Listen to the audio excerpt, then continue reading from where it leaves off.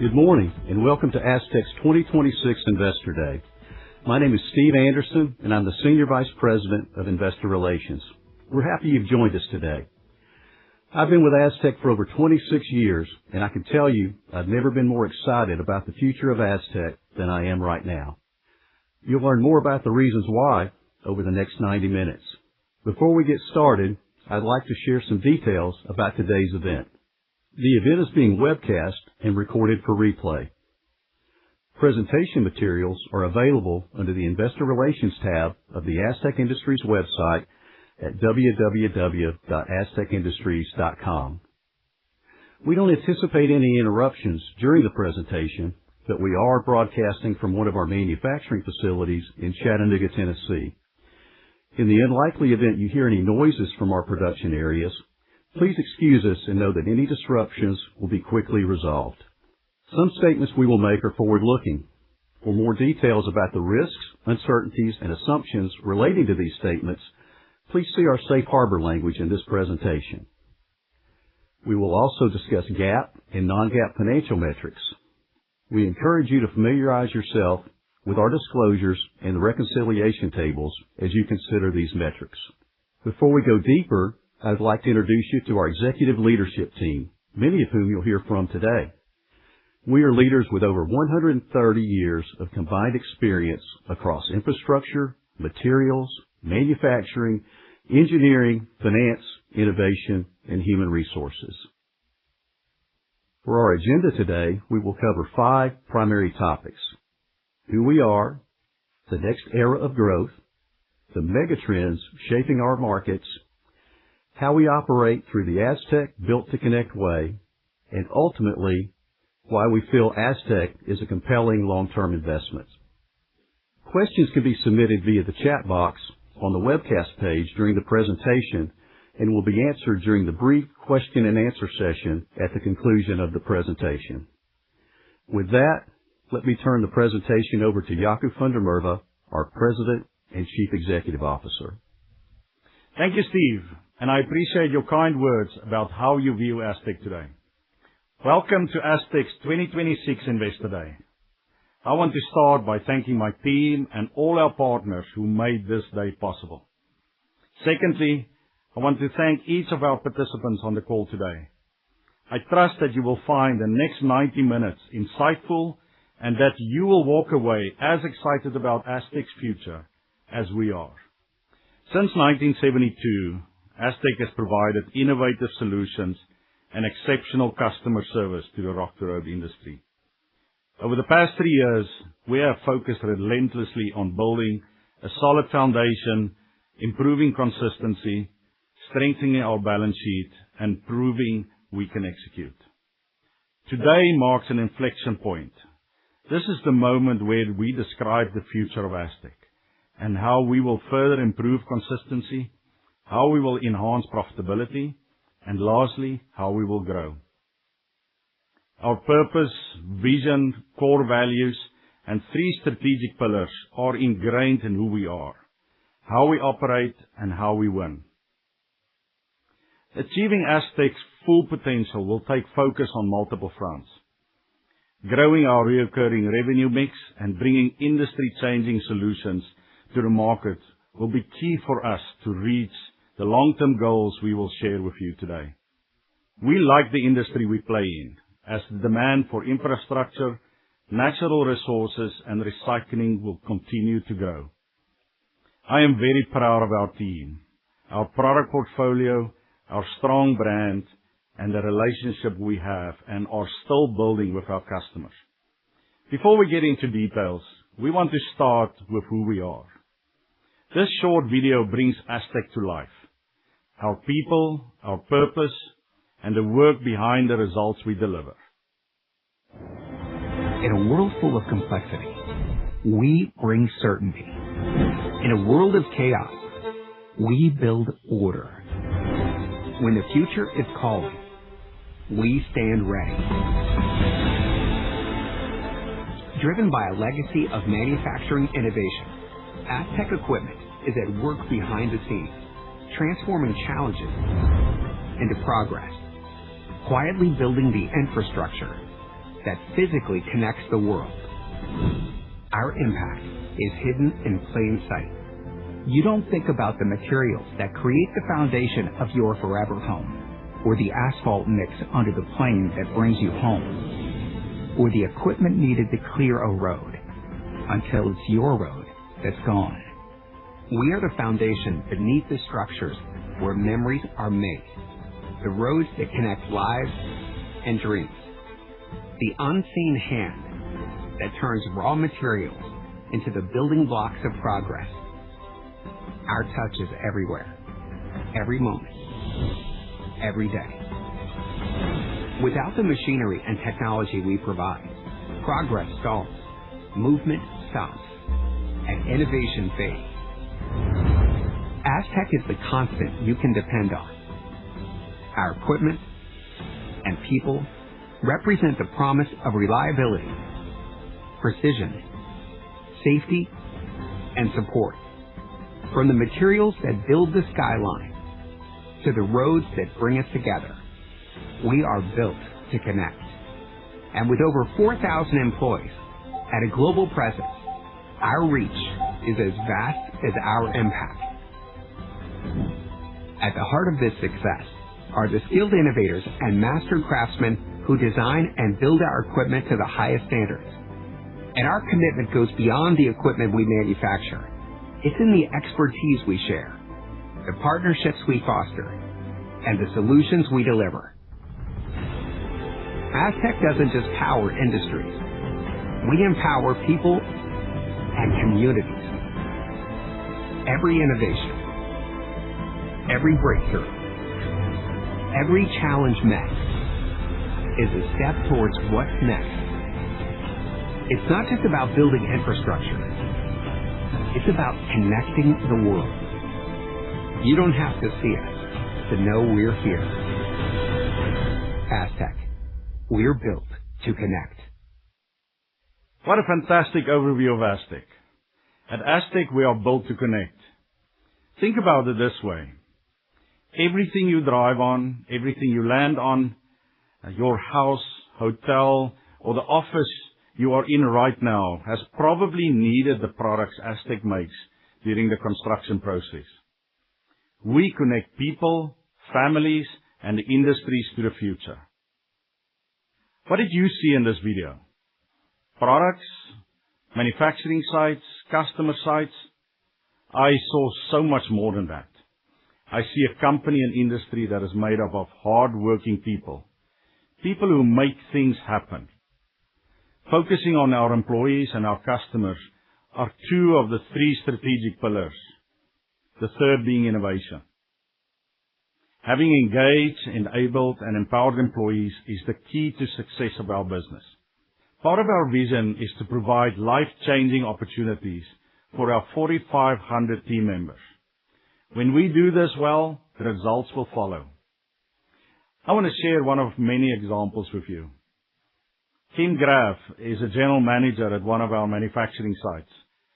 Kim started with Astec in 1992 at our front desk. She slowly worked herself into the HR team, where she later became the HR manager. Her ability to communicate well made her a natural choice when the GM position became available a couple of years later. Today, she runs one of our best facilities.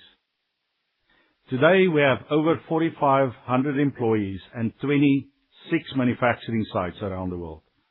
We generate 80% of our revenue in the U.S., of which approximately 34% is from parts and service.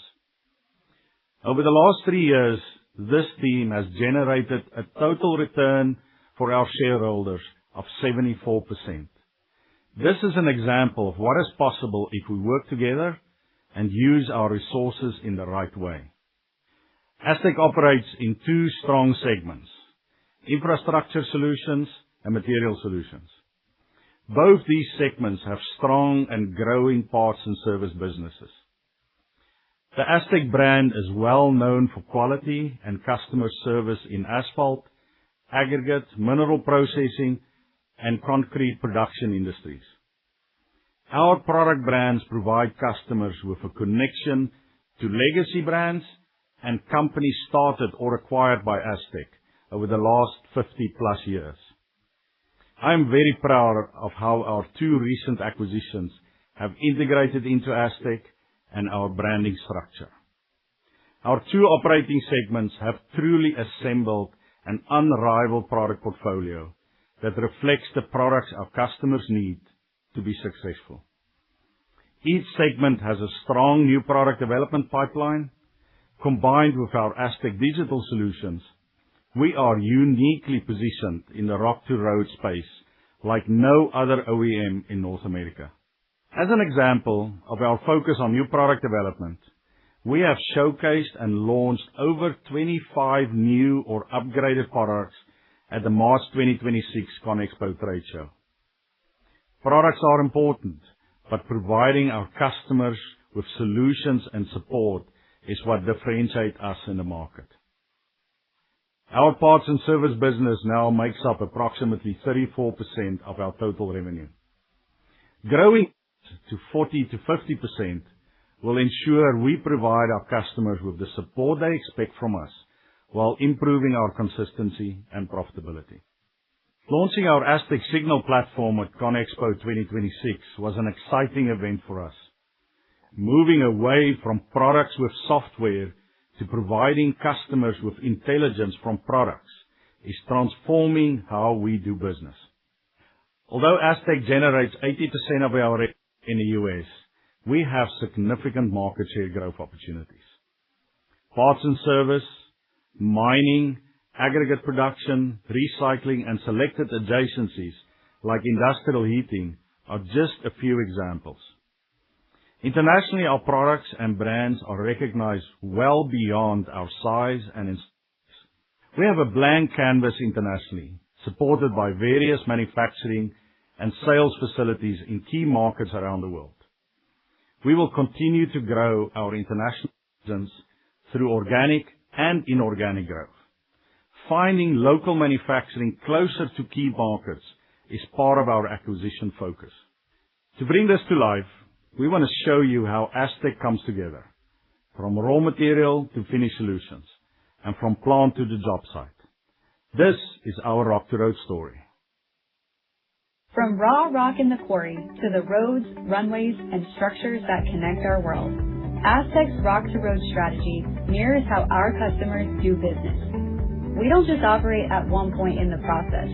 We design and build the equipment that extracts materials, processes it in asphalt and concrete plants, and turns it into the roads and infrastructure we all rely on. We are built to connect. Signal is the platform that connects the dots for our customers and our industry.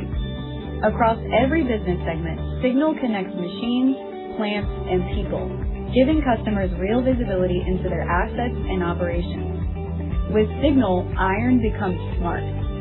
Customers gain insight into efficiency opportunities, predictive alerts, asset health, and remote diagnostics, reducing downtime and keeping crews focused on building the infrastructure that can. Our industry is transforming. Today's asphalt plants are highly automated, and concrete opens new markets from pavement to structures. Signal turns siloed operations into connected, intelligent systems. Astec creates the intelligence that drives the iron we produce. From Rock to Road and beyond, Astec and Signal connect our customers to their operations and connect us more closely to them. Iron becomes smart. I love that expression. I mentioned earlier that providing customers with intelligence from equipment will be a key differentiator for Astec through our Signal platform. Helping customers manage and utilize their equipment in a safe and more efficient way will become a necessity in an environment of inflation and customer consolidations. Launching Astec's Signal platform at ConExpo 2026 was a huge milestone for us. This platform will enable us to further grow our parts and service mix and our customers to run equipment safer and more efficiently across the Rock to Road portfolio. Imagine an environment where you have 100% visibility of where your fleet is located, how well it's running, and how you operate in the most efficient way. An environment where you use Signal to drive intelligence and operational improvement. An environment where you minimize equipment downtime through smart services, telematics, all from your smartphone or tablet. An environment where you run equipment remotely or autonomously in a safe and productive manner. An environment where customers use our smart services to fix or prevent problems before they happen. These are all elements becoming a reality as we speak. Focusing on customer service has been an important part of our legacy since Astec was founded over 5 decades ago. When our customers are successful, we are also. Our customers rely on us for support, training, efficiency improvements, and to bring industry-changing innovation to them. Our customer base is very diverse. From a new entrant to the market who chooses us because of our support and expertise, to the large industry consolidators who need visibility and performance across their Rock-to-Road portfolio. We engage all of them at all levels in their respective organizations. Our teams are available 24/7. We are, however, taking this to the next level. During 2025, we launched our Astec Customer Focus Principles. The A representing acting with urgency and empathy. We want to respond quickly and with care. The S represents simplify every experience, remove friction and make it easy for the customer. The T stands for take ownership. Own the engagement from start to finish and follow through. E represents engaging as one Astec. Work together across roles and departments to deliver a complete solution. And lastly, the C stands for communicate effectively. Keep the customer informed throughout the engagement. We are very proud of the business that Dr. Brock and his founding partners started. Since our inception in 1972, Astec has grown through various cycles. Some were very successful and some were full of valuable lessons. As you all know, we grew through acquisitions. Our company started as a pure play asphalt plant producer. Entering the crushing and screening market was a natural adjacency when Astec bought Telsmith, JCI and KPI. The addition of Peterson, BTI and Powerflay complemented the asphalt, crushing and screening businesses. In early 2017, Astec took a deliberate decision to enter the concrete plant market through the acquisition of Rexcon. Since then, we have added Conico and BMH to become the leading suppliers of concrete plant equipment in North America.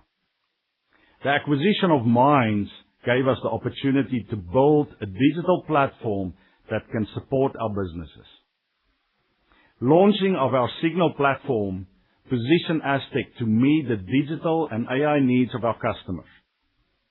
The acquisition of TerraSource Global added opportunities in washing, recycling, and soft rock mining. Our most recent acquisition of CWMF was a great tuck-in business which provides regional support to customers in the northern part of the U.S. As mentioned before, we are at an inflection point. Over the last 3 years, we have worked very hard to create consistency, improve our profitability, and we made the biggest acquisition in the history as we continue to grow. But we are not done yet. In fact, we see many additional opportunities to enhance all 3 elements: consistency, profitability, and growth.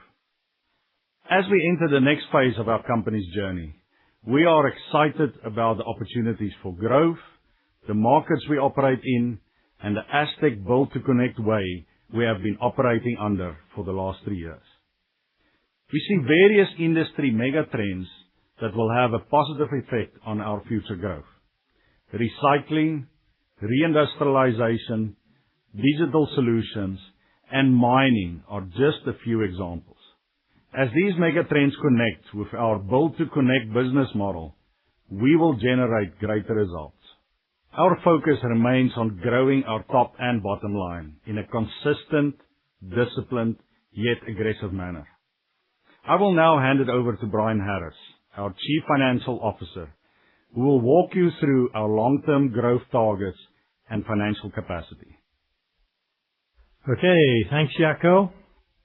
In this section of the presentation, we outline our financial and operational targets for the next 5 years. These are the targets that management will hold themselves accountable for, and it's our intention to provide regular updates on our progress towards these targets in the coming quarters and years ahead. While we do not expect improvement in performance to be upwards in a straight line, we fully expect to achieve these targets by 2030, and that in doing so, we will deliver significant shareholder value. Management has selected 4 performance metrics which we believe to be the most relevant to investors, those that reflect best-in-class peer performance, and those which are consistent with management's long-term incentive plans and align closely with shareholder value creation. With that said, I would like to add a little color to each metric. Revenue growth CAGR of greater than 6% compares to our previous 3-year average of 3%. So you may ask, why the acceleration in top-line organic growth?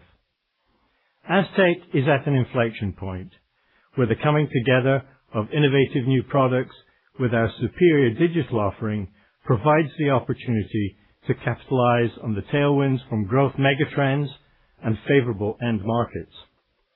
Our global footprint and brand recognition is a launchpad for growth in a number of key markets, and recent acquisitions have created increased scale and expanded the global install base.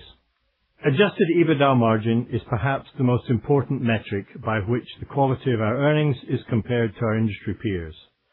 From a relatively low starting point 3 years ago, we have achieved a 440 basis point improvement, and we expect to build consistently at a pace of 75 to 150 basis points each year. This margin improvement is underpinned by a number of initiatives, most importantly, growing the higher margin parts and service revenue in our mix, continuous improvement in our manufacturing efficiency, and a relatively fixed SG&A base that can support a substantially larger business, providing a leveraged P&L account. Return on invested capital is another critical performance metric for investors and management alike. First and foremost, we must ensure that our return on invested capital is exceeding our weighted average cost of capital, which currently sits at 8.25%, compared to our reported 2025 adjusted ROIC of 11.5%. I will discuss our capital allocation priorities in a moment, but first I want to emphasize that our goal is not to strive for a bigger and bigger ROIC percentage, but rather to grow the capital employed base upon which we generate a return which exceeds the cost of capital. By doing so, we will generate significant economic profit. Consider an extreme example. Most investors would prefer to earn a 20% return on $1 million of capital rather than a 50% return on $1,000 of capital, even though the rate of return on the smaller capital is higher. The last of our 4 metrics is operating cash flow, which is also a management incentive metric and one which will be driven by improved and growing EBITDA, a focus on working capital management, and stable, consistent maintenance capital expenditure. We are often asked about our capital allocation strategy, and we believe this question lends itself less to a specific answer and more to a set of decision rules. Starting from a balance sheet with almost 0 debt 3 years ago, Astec has been able to allocate capital in a prudent but value-creating way. The left-hand chart shows the $380 million of capital deployed over the past 3 years, during which time capital expenditure has averaged 2.4% of revenue. Cash has been returned to shareholders through a long-standing dividend policy, and we invested $250 million for the TerraSource acquisition in 2025. This left the company with a net debt to adjusted EBITDA leverage ratio of 2 times, well within our stated range of 1.5 to 2.5 times. The right-hand column provides a forward look at the capital to be deployed in the 5 years from 2026 to 2030.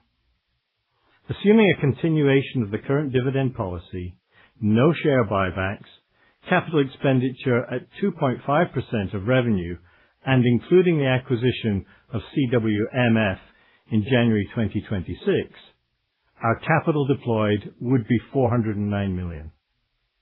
However, this is just half the story, because it would leave the company with a leverage ratio well below 1 times. If we were to operate with a leverage ratio range between 1.5 and 2.5 times, we have the capacity to deploy a further $400 to $600 million of capital. Astec has developed a robust capital deployment decision-making strategy that will result in a positive NPV investment, an optimal capital structure, and excess cash flow return to shareholders in a value-maximizing way. Clearly, as a growth-oriented company, it's essential that we take a disciplined approach to inorganic growth. And to this end, we have developed a comprehensive playbook that defines the businesses that will be of interest, and most importantly, those that will not be a good fit. Our 2 most recent acquisitions of TerraSource and CWMF are great examples of businesses that met all our acquisition criteria. Both transactions were compelling for different reasons, but had the common feature of being EPS accretive in the first full year. The graphic on the left summarizes the critical elements of our acquisition playbook. Delving into these a little deeper, recurring aftermarket parts and service revenue is important to increase our mix of higher margin products and get closer to our peers that are often in the 40 to 50% range.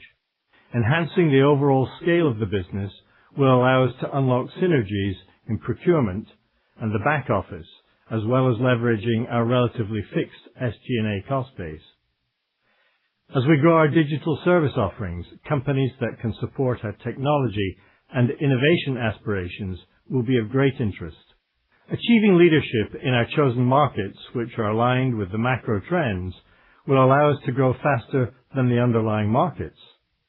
Being closely tied to our large-scale customers can further enhance our market position in an industry that is consolidating at breakneck speed.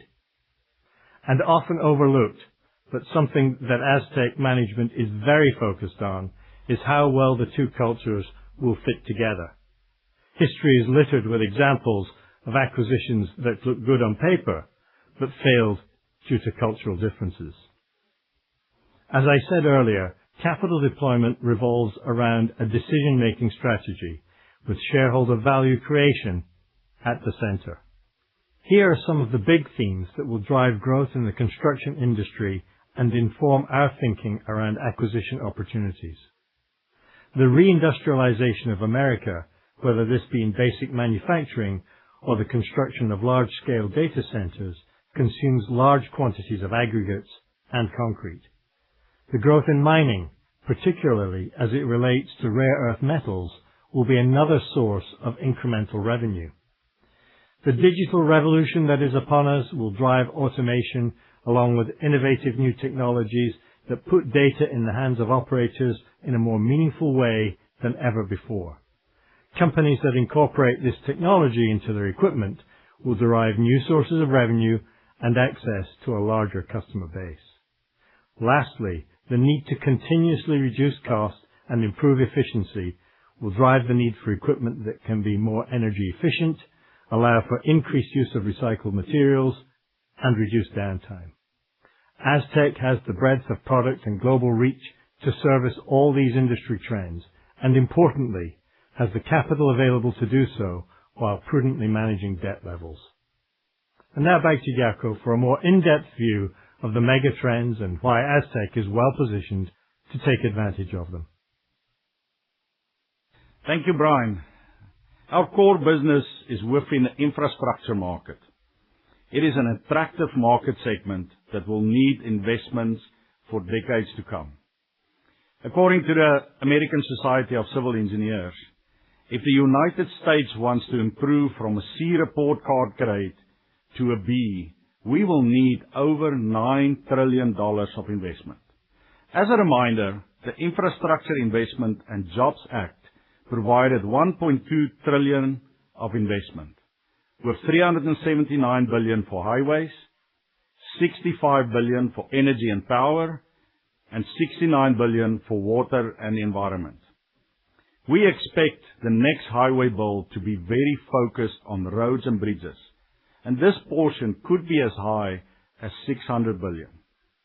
We have a lot of work to do as a country with about 4.1 million miles of roads and 623,000 bridges in poor or mediocre condition.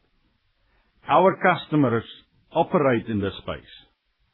The need for investment is clear, and it has bipartisan support.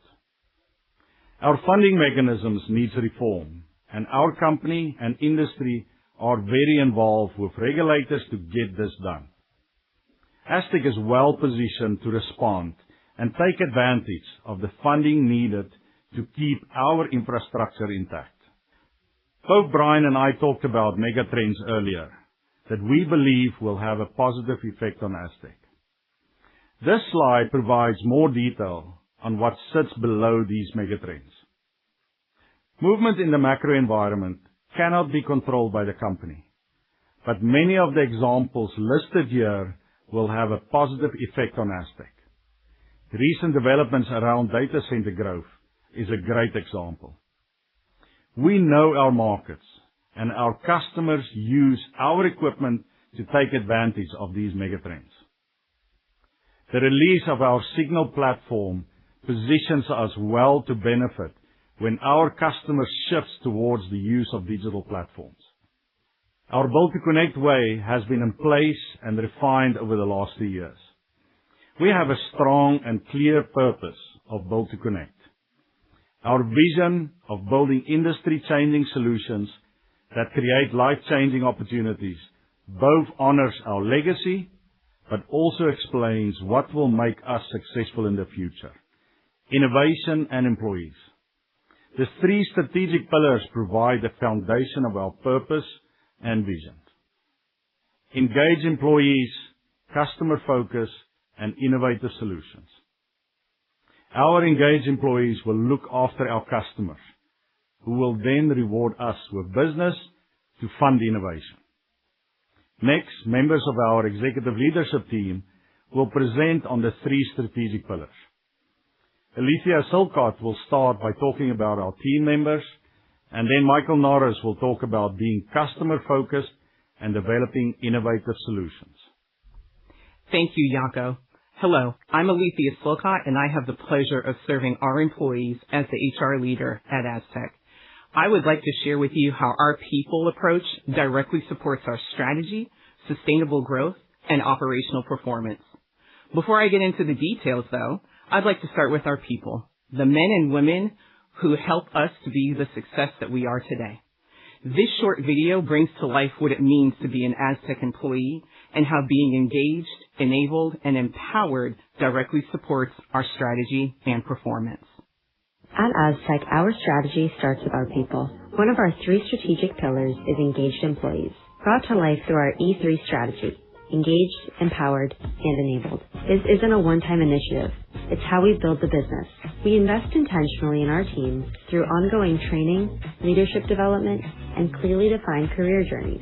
Our global learning platform offers more than 580 courses, giving every employee access to the skills and knowledge they need to grow, adapt, and lead. Engagement is not assumed. It's measured. Through biennial employee surveys, we listen carefully to our people and act on what we learn, continuously improving the employee experience and strengthening retention. We unite our global workforce through common platforms and consistent execution under our Astec operating model, creating alignment, clarity, and shared ways of working. And through dedicated programs like our WIN program, employees are empowered to improve processes, drive operational excellence, and deliver meaningful cost savings. The result is a skilled, connected, and committed workforce that executes consistently and improves continuously. At Astec, engaged employees aren't just part of our culture. They're how we deliver lasting performance over time. At Astec, our employees are guided by a clear purpose, built to connect. That purpose shows up not just in what we build for our customers, but in how we develop, enable, and engage our workforce. And we believe that a high-performance culture with fully engaged employees is a competitive advantage, especially in a complex manufacturing-driven environment. The men and women at Astec are what makes us truly successful. They are the heart of our organization and the craftsmen of our products. When we create a positive employee experience for our team members, they in turn create innovative solutions and go above and beyond for our customers. Let me briefly walk you through how this comes to life and what we've been focused on over the last 3 years. First, living our vision of life-changing opportunities. In 2025 alone, more than 300 of our team members were promoted or took on new challenges internally. This is not incidental. That's intentional. We focus on clearly defined career journeys and leadership development programs at all levels of the organization that allows us to grow talent from within. Why does this matter to investors? Because internal mobility protects institutional knowledge and lowers long-term talent costs. It also creates stronger leaders who understand our products, our customers, and our operating model. Second, establishing a high-performance culture. We drive consistency and accountability through our One Astec operating model, supported by a well-defined high-performance framework. This creates alignment across all of our functions and geographies and ensures that we execute with quality and discipline, even as we scale. Our high-performance culture is not just about expectations, it's about clarity. Our teams know what success looks like, how performance is measured, and how they contribute to our collective results. That clarity translates directly into execution of reliability and improved operating outcomes. Third, operational excellence driven by each and every one of our team members. A great example of this is our WIN program, where employees submit improvement ideas directly from the front lines. To date, over 3,000 projects have been submitted, demonstrating a culture where grassroots ideas are grown and owned locally and benefit the entire organization. At the same time, we are investing heavily in lean capability. We currently have 93 manufacturing certification graduates, with 145 additional graduates scheduled for this year. This builds internal problem-solving capability and drives continuous improvement in productivity, quality, safety, all critical to margin performance. Finally, training and development and employee incentives. We offer more than 580 training courses spanning technical skills, leadership development, and compliance. We also conduct a biennial Voice of One Astec employee engagement survey. This survey provides critical insights into the needs of our team members. We strive to be a best place to work, and the voice of the employee is paramount as we curate competitive benefits, wages, and opportunities. We also take pride in recognizing our talented employees who make a lasting impact on our organization. Programs like our Bravo Awards and peer recognition reinforce our winning behaviors and reward employees who deliver results aligned with our strategy. In summary, we foster a culture and a workforce that is empowered to act, enabled with the right tools, and engaged in continuous improvement. For our investors, this means stronger execution, lower operational risk, better scalability, and a culture that supports long-term value creation. Our people strategy is not separate from our business strategy. It's a core driver of it.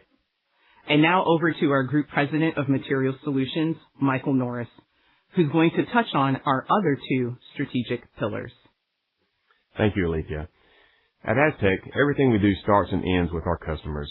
We are a reliable provider of the world's renowned brands and top-tier solutions, and that reputation has been earned over decades of listening to what our customers need and delivering their expectations. This slide captures the foundation of how we put customers at the center of our business. First, we develop customer-focused solutions. We offer custom solutions spanning the full rock-to-road value chain. Our engineering teams work directly alongside customers to develop innovative answers to their most pressing challenges. This is not off-the-shelf equipment. It's the purpose-built technology designed for real-world job site conditions. And second, we focus on overall customer experience. As Jaco mentioned previously, our Astec customer-focused principles guide every interaction with our customers. A great example of the impact, we have enabled our customers to improve their recycled portion of their asphalt content by up to 20%, helping them operate more efficiently and sustainably. Third, customer training and support. We run dedicated customer schools designed to help operators get the maximum value from their tailored solutions. Annually, we train over 2,000 customers. Training is available in the classroom, in the field, and through virtual sessions, meeting our customers wherever they are. This investment in education directly translates into better uptime and productivity for their operations. And fourth, we deliver an enhanced aftermarket experience. We have a global service team supporting all business segments, along with inspection services specifically designed to prevent costly downtime. And backing all of this up is over 1 million square feet of parts on the shelf, ensuring timely delivery so that customers are never waiting on us. The bottom line is this. Our customer-first mindset is not just a philosophy. It's embedded in how we design, build, train, and service. It drives loyalty, repeat business, and ultimately long-term value for our shareholders. Now we'll turn to a short video that shows what happens when more than 50 years of innovation pushes even further.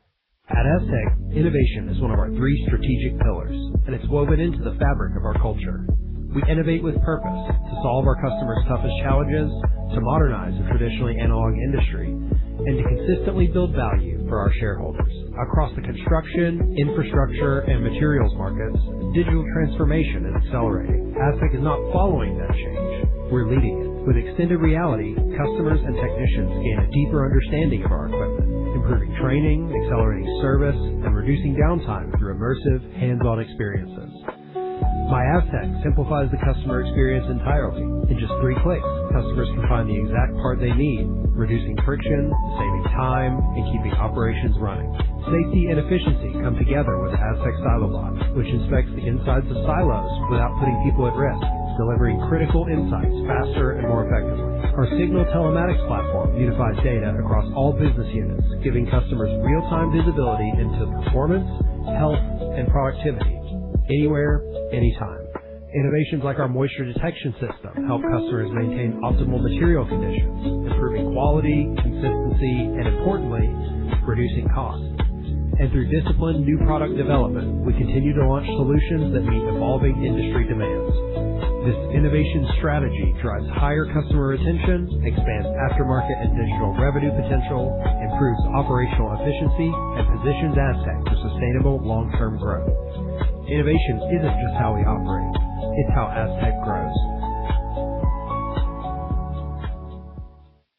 Our customers told us something loud and clear. We don't just need machines, we need smarter machines, and that's exactly what we build. Take our Signal connectivity suite. Imagine running a job site with real-time visibility into performance, health, and productivity, all unified across your entire rock-to-road fleet through one asset management dashboard. That's not a future promise, that's today. Think about parts and service. We built the My Astec portal so your team can find the exact part they need in just 3 clicks. No catalogs, no hold times, 3 clicks, and you're ordering. At ConExpo 2026, we launched or upgraded over 25 new products, each one backed by our disciplined phase-gate new product development process that ensures everything we release is ready for the real world, not just the showroom. Now here's where it gets exciting. Our advanced technology group is developing AI-powered simulations that are transforming the industry as we know it. SiloBot uses artificial intelligence for more efficient inspection, assessment, and reporting. Drop Zone uses AI detection for safe truck loading, and we're using extended reality as both a sales and a service tool, which will allow our customers to walk through an entire asphalt plant or a crushing plant virtually before it's even built. This is what Built to Connect really means. It's not just connecting rock to road, it's connecting data, people, and the future of the industry to the technology that will define it. Innovation isn't a department at Astec, it's who we are. Thank you, Alicia and Michael. To add what Michael just talked about, our focus on innovation and developing sustainable solutions provides several benefits for our customers, including operating within federal and state legal environments and obtaining permits for new facilities, driving cost reductions through energy and operational efficiency. Customers depend on us to keep doing product development and to ensure they can operate in a changing environment. This is an area where we effectively combine product and digital innovation to make the complete system more efficient. Astec is uniquely positioned in the rock-to-road space to deliver for our customers. Earlier in the presentation, Brian outlined the key performance metrics that we will hold ourselves accountable for and which we believe are of great interest to investors. However, we know that investors have a choice, and when they choose to invest in Astec, they do so knowing that our performance compares favorably with the peer group and best-in-class companies. Our recent share price performance and the total shareholder returns compare very well with our peer group, which demonstrates that a turnaround has begun at Astec, giving us the confidence to deliver even greater shareholder value in the future. Our 2030 targets also compare favorably with both peers and best-in-class companies, providing a compelling basis for investment in Astec. During full year 2025, we delivered 10% EBITDA for the first time since we started reporting adjusted EBITDA in 2016. We are committed to delivering our 2030 targets as we elevate Astec to new levels. 14 to 17% adjusted EBITDA, 13 to 15% ROIC, and 25% plus operating cash flow growth are achievable targets. Our focus on growing our parts and service business, introducing new products, and continuing our operational excellence journey are anchored by a strong balance sheet. Executing our plans will position us well to deliver the 2030 targets. To reinforce the investment thesis in Astec, I'd like to remind you of the growth drivers and industry tailwinds. We have a large number of new products launching over the next 12 to 18 months, which target specific segments of the market. Our growing parts and service business will expand margins. Public funding is stable and growing, and the public end markets are non-cyclical.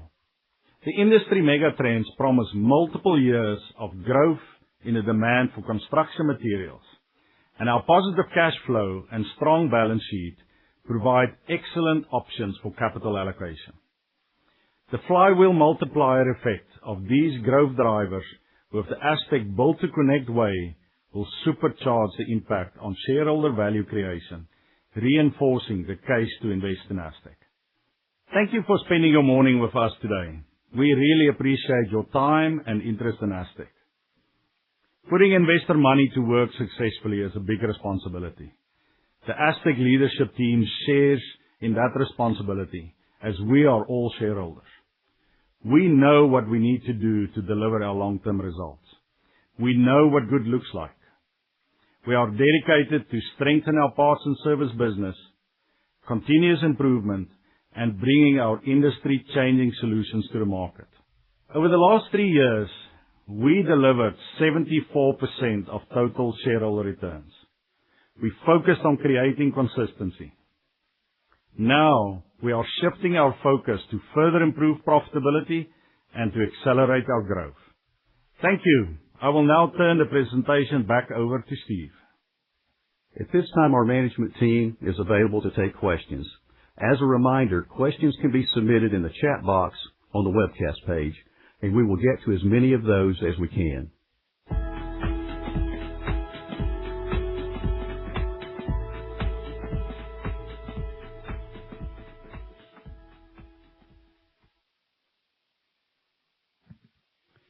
During the Q&A session, I will be off camera receiving questions that you have submitted on the Investor Day website. I will direct your questions as appropriate. But before we get started, I want to ask Jaco to introduce a key recent addition to the Astec team. Jaco?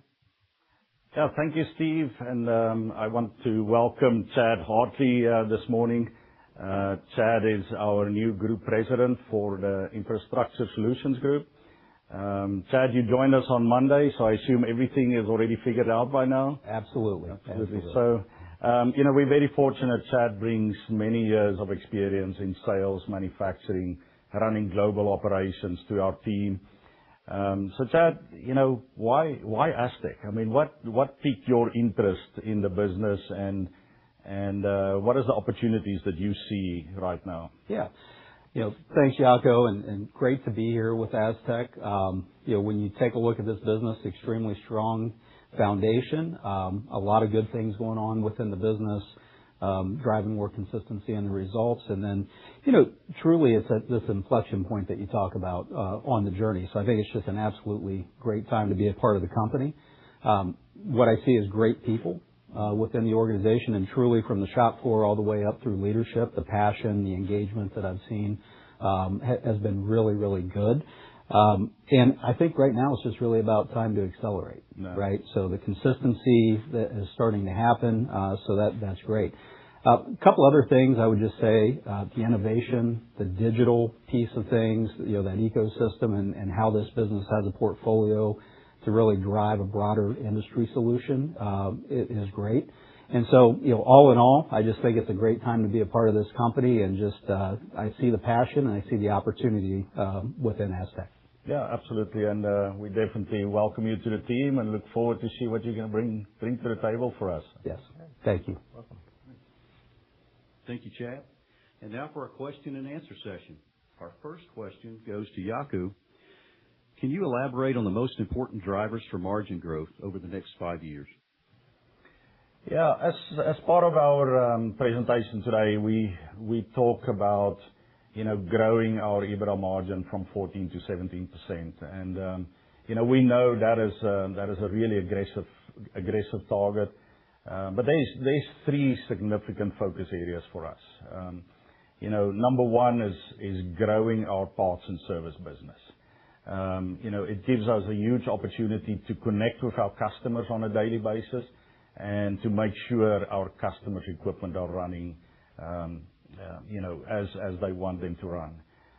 Secondly, we see a big opportunity still in improving our own internal operations, manufacturing, sales and operations planning, improving quality, the state of our inventory. So there's so many opportunities from an operational excellence point of view. Lastly, we're very excited about our new product development pipeline. And, just recently at ConExpo, we launched over 25 new or significantly upgraded equipment. So that pipeline is healthy. Between those three focus areas, we feel, margin can be driven into this range that we quoted. But we also see some efficiencies from an SG&A point of view. Right now we know that we have some room for improvement compared to our peer companies. All right. Thank you, Jaco. Next question I'll direct to Brian. Brian, how much of your anticipated revenue and margin growth will be organic versus inorganic? Yeah, the vast majority of the revenue growth that we have in the next 5 years is organic, and for the reasons that Jaco just mentioned. But there are a couple of other areas. One, of course, is the inorganic growth that we've got from CWMF. The first year we closed that deal on January 1st, 2026. So we have a full year in year one of that 5-year plan. And then also we have the second 6 months of the TSG acquisition, which we closed in July of last year. So both of those would be incremental. But everything else that we have in the plan for the next 5 years is organic growth. Thank you, Brian. Next question I'll direct to Michael Norris, Group President of our Material Solutions segment. The Material Solutions segment went through a down cycle, but has shown recent improvement. How do you see the cycle playing out over the next 5 years? Yeah, thanks for the question, Steve. And Material Solutions is definitely on the upswing. If we take a look at the cycle a little bit and think about the last 2 years, it was really impacted by high interest rates. And how that impacted our business was that our, big producers that use our equipment, they limited their investment in capital. The high interest expense really impacted our channel partners' ability to reinvest in their inventory. We had high inventory levels. I think that was across our own peer group. But I think if you think about it now, that's changed. Our customers, they're used to working in this high interest rate environment today, and we have increased demand from infrastructure spending. Data centers are driving a lot of interest in our business today. We also have TerraSource that joined us that gives us a lot of new markets that we can go into. I think if you think about energy, if you think about fertilizers, special minerals like lithium and those types of things, and those markets, they have a different cycle than what that traditional aggregate market has. So I think we have opportunity and durability in that cycle. And also I would say that, TerraSource brings thousands of assets for us to harvest the aftermarket as well. And that just gets us closer to our 40 to 50% target of aftermarket revenue. So I think we're in a good place. Our portfolio is strong, and I think we're at the right time in the cycle to be able to grow this business over the next several years. All right. Thank you, Michael. You're welcome. And for Chad, can you tell us about your operational, commercial, and manufacturing experience and how they relate to Astec? Yeah, absolutely, Steve. I think the experience I've got centers around a lot of the themes that Astec's really on, right? Disciplined execution, building strong teams, thinking about, the innovation pipelines, everything. That's all been things that have been experiences in my career. Transformation is another thing. Again, this inflection point that we talk about, been through a lot of journeys of transforming parts of the business, bringing different parts of the business together. And, I think there's a lot of that opportunity here within Astec. And then, from a customer focus perspective, really bringing innovation, industry solutions, digital, all those things together. As you have an acquisitive company, there's just broader aspects that you can bring customer solutions to. So I think those are all things that I have a lot of passion for and have a lot of background in. So I just feel like, the fit of these things that, with everything that's been talked about today and a lot of the experiences I've had, sticking to disciplined execution, building strong teams, all those things really come together. Thank you, Chad. I'll direct this next question to Jaco. With Signal, how much of the rollout is from retrofitting installed Astec equipment versus a possible accelerator in equipment replacement demand? Yeah, Steve, that's a really good question. Signal is obviously a platform that consists of various pieces, and included in there is controls, obviously in the future telematics, management capabilities. So today, every piece of equipment that goes out is Signal ready. But there is a significant opportunity for us to go and retrofit, and that cycle has already started. We are very fortunate that various of the big players in the market have chosen, our solution as their platform for the future. And, we think this business can grow significantly over the long term. And it's going to be a mix between new installations, but also retrofits. All right. And as a follow-up and related question, Jaco, can you discuss how you plan to monetize the new Signal digital platform and how the digital megatrend plays into your 2030 targets? Yeah, so obviously, Signal and monetizing a product like Signal is something new for Astec. Our product management teams have done a lot of work around that, and we see various channels on how to monetize this. First of all, obviously, sell the technology as part of the new product that we sell. Selling controls for plant upgrades or retrofits. But long term, I think there's an element of, license fees as you go, and it becomes more a way for the customer to run their business versus just the product. Now, I will say, Signal obviously is a product. We want to monetize that, but long term, our goal is to use Signal to drive smart services, and with that then sell more parts to our customers. I can see a future where we use Signal to provide services to our customers, to provide spare parts for them, without even them interacting in the process. They will trust us to make sure they keep their machines running and their equipment running in the most efficient way. Thank you, Jaco. Brian, I'll direct the next question to you. How much revenue can you support with the existing level of SG&A, and will SG&A need to grow as you expand internationally? Yeah, so to look today, our SG&A percentage of revenue is about 19%. We know that's high relative to our industry peers and higher than where we would like it to be. But we've talked about having this leveraged P&L account. So the G&A portion of that corporate back office expenses and the infrastructure that we need to support being a public company is relatively fixed. So as our top line grows, then we'd expect that percentage to come down. Now, obviously, as we grow our sales organically, we may need to flex our sales teams and our sales expenses appropriately. But the SG&A will not grow at the same kind of pace that we see our top line growing at. So we will bring that percentage down, and ultimately that will improve our EBITDA margins as well as we go over the next 5 years here. Thank you, Brian. And Jaco, I'll direct the next one to you. Can you talk about the role of acquisitions in getting to the 40 to 50% part mix goal? Yeah, acquisitions play an important role in our strategic roadmap, and I think the recent acquisition of TerraSource is a great example where we found a business that has a very high parts and service mix in that product. So obviously that will help us. That will probably over the next year as it gains momentum, help us to add another 2-3 percentage points to our mix. Today we are at 34%.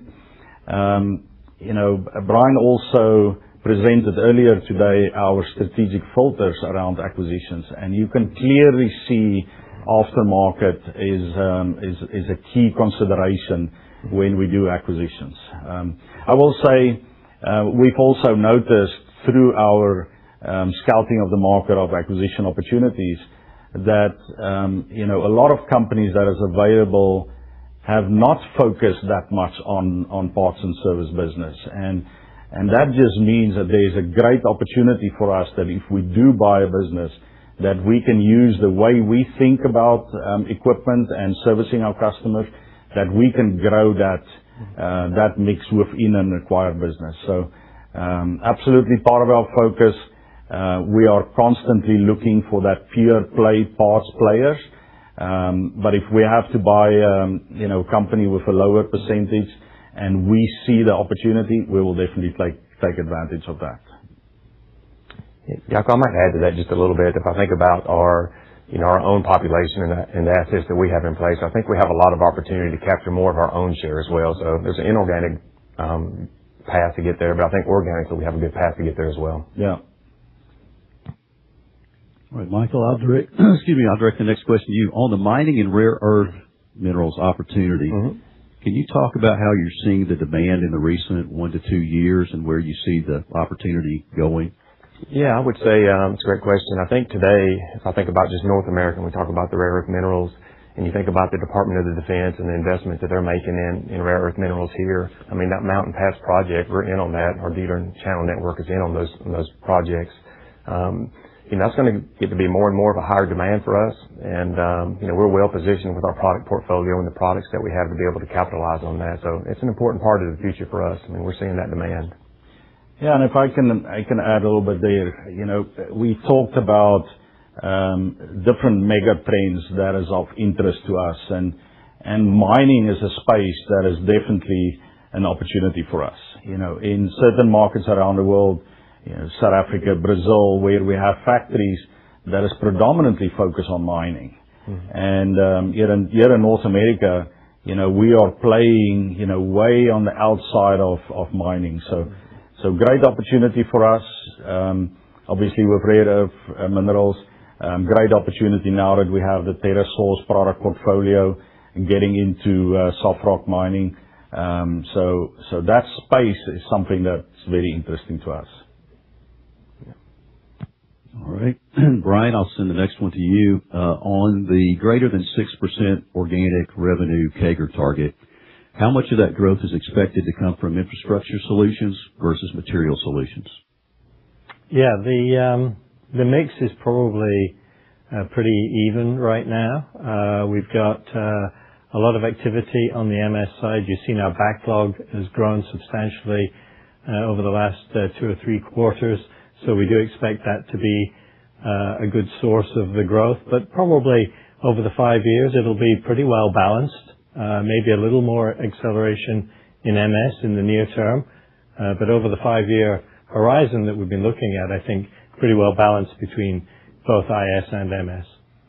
And maybe, Michael, you can add a little bit of color around the new products that we launched at ConExpo, and what does that pipeline look like for MS here over the next 12 months? Yeah, I would just, thanks, Jaco. Just to add to that, I think if I look at our innovation pipeline that we have on the MS side, over the next 18 months, we're going to have over a dozen new products that are going to hit the market. And, those are focused on domestic market, North America, that's our big market, but also on the international side. So you can imagine on our mobile equipment, we primarily manufacture in North America for North America historically, and the weights and dimensions and over-the-road access and those types of things are different globally. So a lot of our innovation pipeline gives us opportunities to expand our North American business, but also grow internationally as well.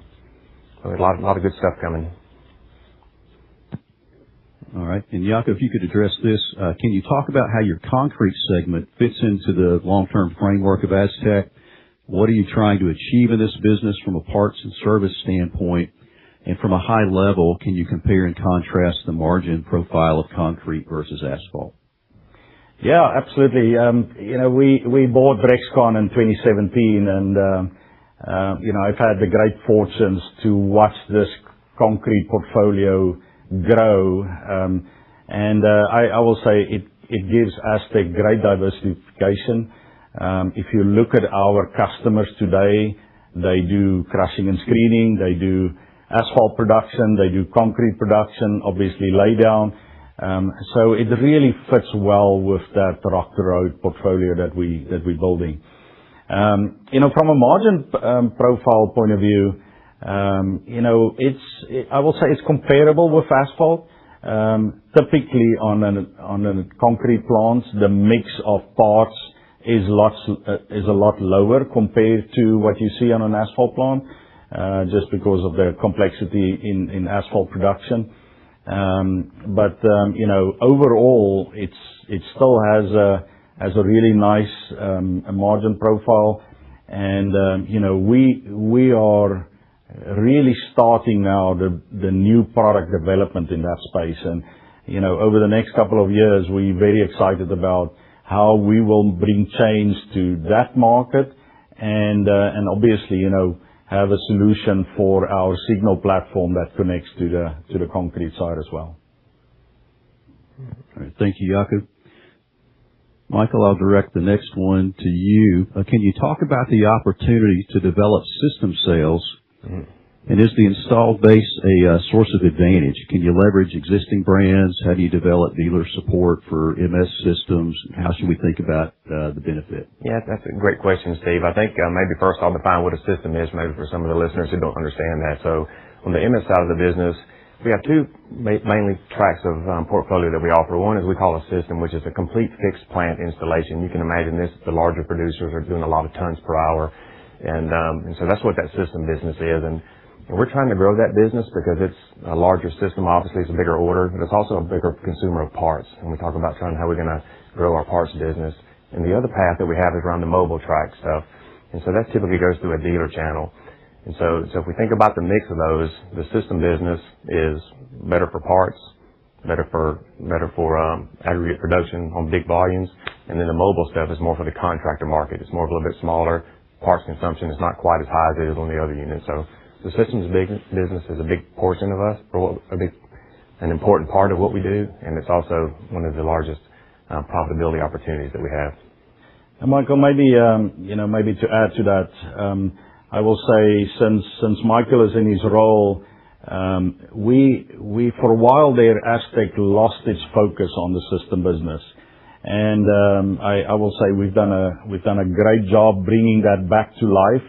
And Michael, maybe just talk about the pipeline a little bit. Yeah, I would say, our pipeline and project opportunities is in the hundreds at the moment. And when we talked earlier about the high interest rates kind of pausing that capital investment by the large producers, well, that's all coming online today, and we've seen that pick up significantly in the later half of Q4, and Q1's been strong, and it continues into Q2 as well. I mean, the pipeline is really growing there.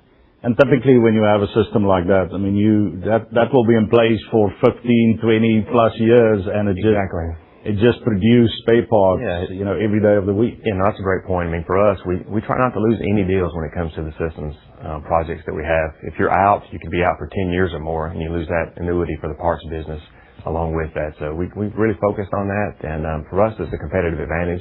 I mean, our engineering teams, how we ETO, we can do that with some of the digital tools that we have today. We can do the augmented reality, lay out your plant in your quarry. Before you even, place the PO, we can walk you through what that would look like to help you identify traffic patterns and where you want to stockpile and just kind of get your logistics in your quarry in place. So we have a lot of tools to kind of help promote that, and it's a big focus for us at the moment. All right, thank you. Brian, I'll direct the next question to you. Do you include any larger CapEx investments in your 2.5% of revenue target, or is this primarily maintenance CapEx? And is it reasonable to think you can reach 100% cash conversion within your target period? Yeah, we haven't really included any major significant capital expenditure projects in the 2.5%. That's pretty much the run rate. We've been at 2.4% for the past 3 years, so we've included 2.5 in the model that we've got going forward for the next 5 years. And a lot of that is maintenance and replacement. We are investing in the manufacturing facilities to upgrade them, improve our efficiencies, reduce costs. So the 2.5% is really the major part of that. We have a few parts-related questions, so I'll summarize those. Does reaching 40 to 50% of revenue from parts and service by 2030 require additional M&A, or do you have a current plan to attain that mark organically? And what efforts are underway? Yeah, getting to that target obviously is going to take both acquisitions and growing organically. I mentioned earlier, TerraSource was a great opportunity for us to buy a very strong parts and service business. And even with that mix, we think there's a lot more to go after. Michael talked about the thousands of installations that they have, and getting to touch every one of those is something that we're busy putting the resources in place. There is not that many pure play parts businesses that makes 100% sense, but there is quite a few, and we are exploring those. But from an organic point of view, we see obviously significant opportunity both in the local market, internationally, and we're very excited about how we're going to use our Signal platform to help us to enable that. And I think if we do that well, our customers will see the benefit with improved runtime or uptimes in their operations, and that will just generate then a new cycle of capital spend with us. All right, thank you. Another question related to parts. Do you have sufficient infrastructure in place to achieve the 40% parts mix targets, or will that require additional investment? Yeah, I will say in general we have. We have great capability in shipping and receiving. We have the warehouse capacity. Obviously, if you look at parts, there's a mix between procured parts that we buy and sell, and then there's manufactured parts. And in certain of our facilities, we will need investment in capacity. And Michael, maybe you can say something about that just in MS from a machining point of view. Yeah. What you've seen and what your team is working on. Yeah, I'll maybe go back to the previous question that asked really about what we're doing today, right? So today, right now, there's people out there that are going and calling on these customers where our assets are located and doing machine audits and things like that to go and try to drive that business today. So we have those asset population mapped out. We know where they are. We have people in place going out to call on those things. So that's what we're doing today. If we think about our capacity to fulfill parts, fill rate for us is one of the major focuses. We look at that on a monthly basis for all of our sites and all of our product portfolios to make sure that we have the parts on the shelf and available at the time the customer needs it. And we find if you do that, you win a lot. And so we really focus on that. Yeah. And I will also note that, in most product lines, from a market share point of view, we have an opportunity to grow our share. As in general, it's lower than what we see in some of our capital equipment product lines. So big opportunity, an opportunity with existing customers running our equipment.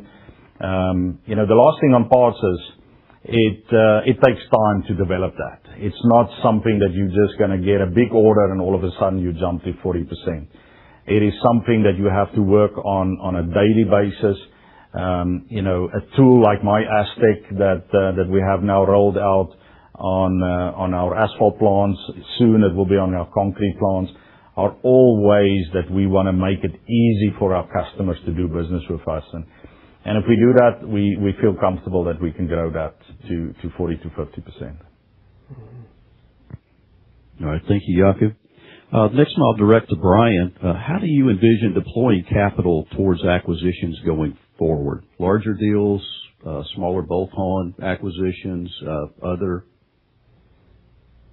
Yeah, look, I think it's going to be a combination of the above.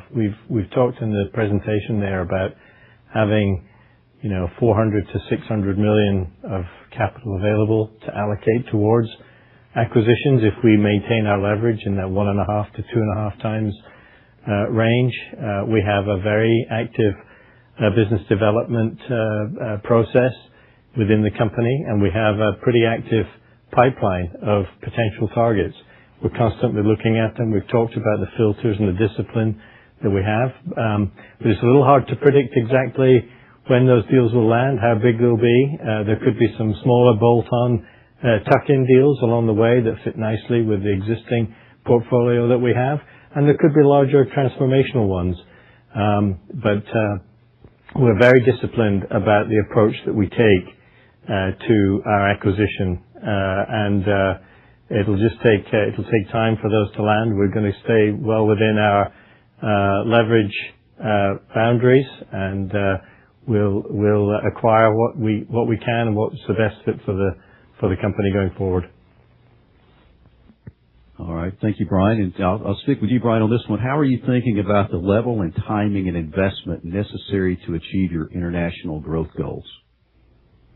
Well, again, the growth goals are both domestic and international. We have a very good international footprint. It represents about 20% of our revenue today. We operate in some very attractive end markets. We'd like to grow internationally, and it really depends on the art of the possible when it comes to acquisitions. We get inbound inquiries all the time with businesses that are for sale, and we look hard at those. But it's about managing risk, about being in the right markets where we see the growth potential. I wouldn't say there was a specific mix between international and growth. The 80-20 domestic international is quite a good mix just now. And that may not change significantly over time, but we will be looking at international targets to own around the world, sometimes much bigger than what we are. But our opportunity to grow market share is significant internationally. And, international players like our product. So if we can take our existing product and make it close to the customers, I think there's a significant opportunity for us. So we excited about that. I think the really good thing is we have a lot of international experience.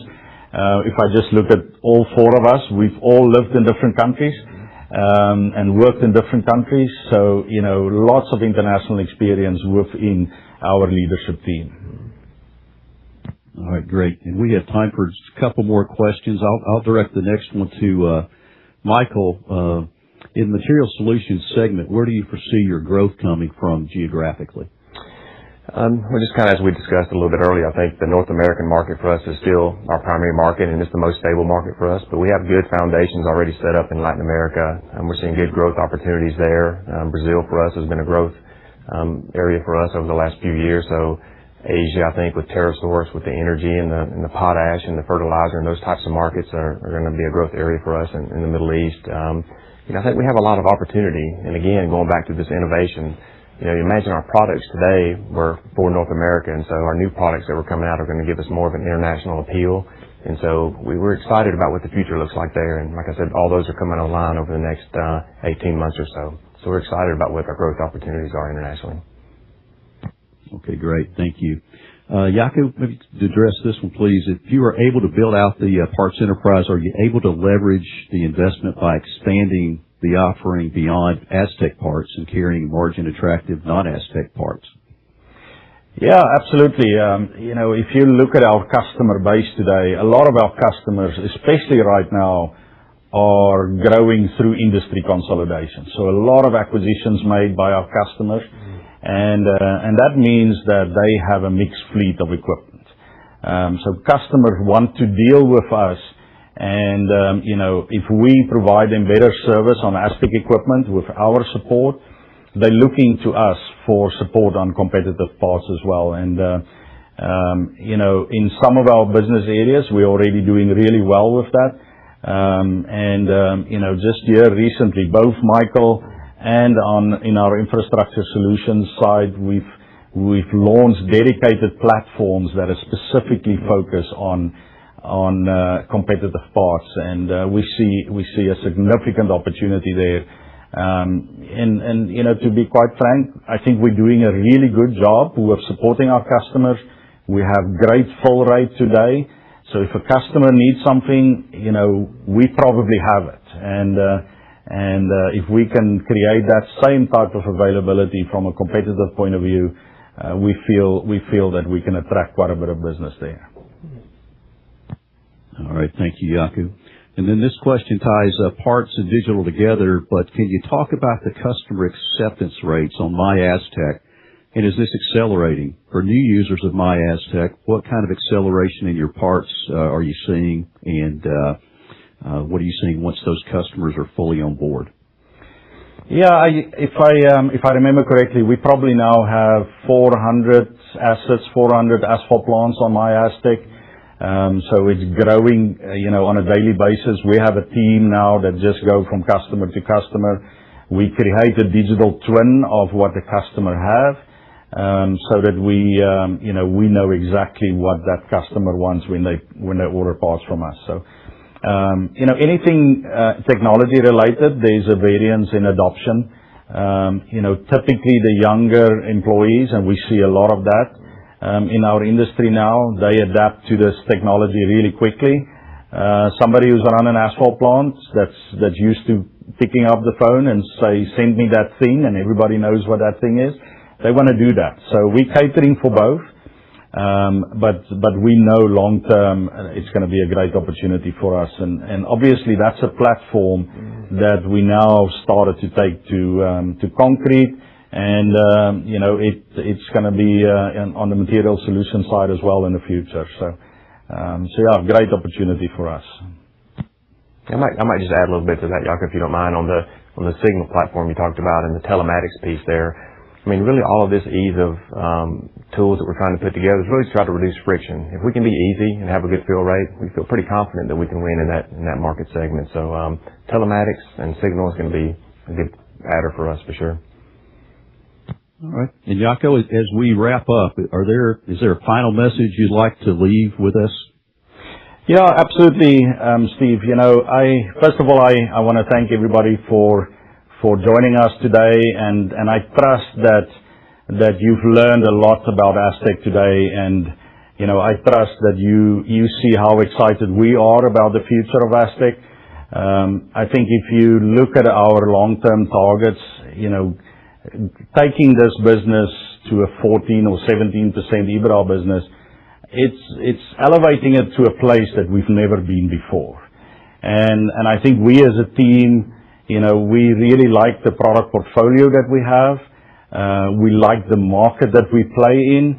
And, I think we have a very clear path to get to our 2030 targets. And I want to remind you of those, obviously growing our parts and service business, driving operational excellence, and then bringing new products to the market that gives our customers the opportunities to stay competitive. And I got away from ConExpo this year so energized because it was so clear that we are leading the way around that. So, the next thing is we are very fortunate that we have a strong balance sheet.